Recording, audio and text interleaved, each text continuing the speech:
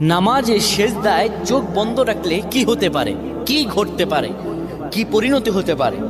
আমরা অনেকেই নামাজের সেজদায় চোখ বন্ধ রাখি। এটি আসলে আমাদের জন্য ভালো না ক্ষতি, এটি আমাদের জানতে হবে। নবী সাল্লাল্লাহু আলাইহি ওয়াসাল্লাম 532 নম্বর হাদিস সহিহ আল বুখারীতে বলেন, শোনো, তোমাদের মধ্যে কেউ যেন সেজদায় তার বাহুদয় যেন কুকুরের মতো না বিছিয়ে দেয়। অর্থাৎ এইভাবে অনেকে আমরা আছি, এইভাবে সেজদা দেই না। আমরা সেজদা এই যে বাহুদয় আমরা জমিনের মধ্যে লাগিয়ে দেই। রাসূলুল্লাহ স্পষ্টত নিষেধ করেছেন এইভাবে যেন কেউ সেজদা না দেয়।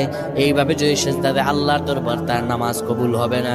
শুধু তাই নয়, রাসূলুল্লাহ সাল্লাল্লাহু আলাইহি সাল্লাম সেজদার মধ্যে গিয়ে চক্ষু বন্ধ করা ঠিক নয়। যারা চক্ষু বন্ধ করবে হয়তো মনের ভিতরে কোনো ফাহশা থাকলে সেটা দেখা যেতে পারে, কিংবা চক্ষু যদি বন্ধ করে রাখে তার এখানে কি আছে, সেজদার মধ্যে গিয়ে কি দেখতে পায় না দেখতে পায়